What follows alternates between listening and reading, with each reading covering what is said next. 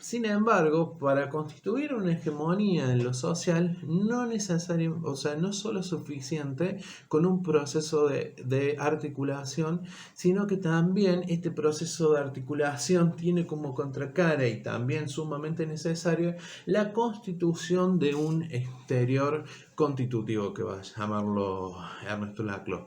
¿Qué quiere decir esto? Digamos, de que toda identidad social solo puede constituirse como tal, es decir, como algo identitario en sí mismo, si tiene algo en cual contraponerse, es decir, un antagonista, algo que está por fuera, digamos, de su propia identidad, que lo limita, pero a su vez va a decir Laclau lo define.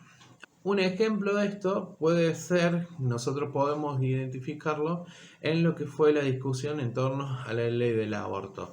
¿Por qué? Porque ahí fíjense que había una demanda, es decir, de que haya la promulgación de una ley que proponga, digamos, el aborto seguro y legal para todos.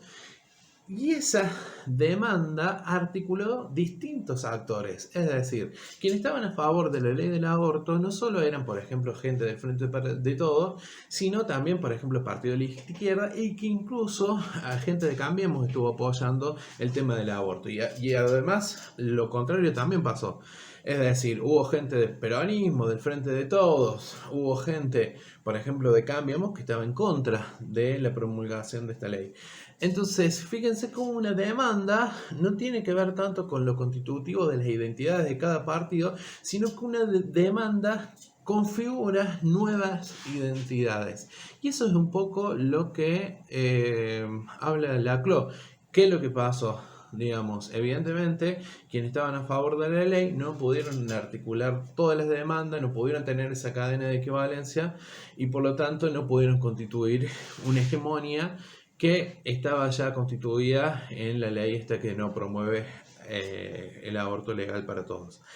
Entonces, repasemos un poquito. Lo social es, digamos, aquello que no es sustancial, es totalmente, se constituye a partir de los discursivos y por lo tanto por una disputa de significado, y que esa disputa de significado es la que da a los sujetos su propia identidad como tal. Y esas identidades sociales se constituyen por dos elementos básicamente. Primero por una articulación, en este proceso de articulación de demandas, pero por otro lado se produce también por la existencia y la necesaria existencia de un exterior constitutivo que no solo lo limite, sino también que lo defina a sí mismo a ese colectivo. Bien. Después aparece una palabra que es totalmente controversial en la teoría, en verdad no en la teoría de Laclau, sino que lo utiliza justamente para eso, y que es la palabra populismo. Nosotros generalmente cuando decimos populismo en los medios de comunicación, entendemos el populismo casi como esta especie de la monarquía ilustrada francesa, que entendía de que se gobernaba para el pueblo, sin el pueblo, y por lo tanto de manera mentirosa. Nosotros tenemos esa concepción cuando decimos estos gobiernos son populistas, quiere decir que en verdad pareciera ser que le dan algunas dádivas al pueblo, pero en verdad no están interesados en ellos, ¿no? Laclau va a decir, ese concepto de populismo en verdad es bastante acotado. Yo voy a proponer una nueva definición de lo que es populismo y que es lo siguiente.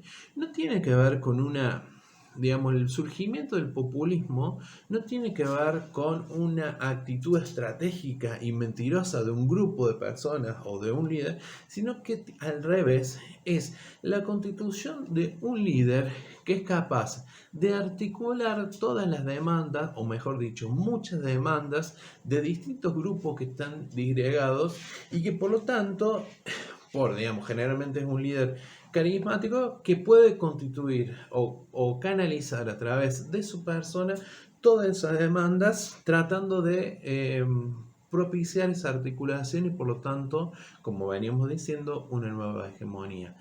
Es decir, volviendo a esto, el líder carismático del populismo, es aquel que es capaz de interpretar las demandas de su pueblo articular las demandas de su pueblo, articular los distintos sectores sociales y por lo tanto canalizar las demandas y por lo tanto también las posibles soluciones. Es una visión totalmente distinta de la concepción populista que nosotros escuchamos generalmente, y lo cual puede ser que nos lleve a pensar de forma distinta estos procesos históricos que se dieron sobre todo en América Latina en las décadas, digamos, posteriores al siglo XX.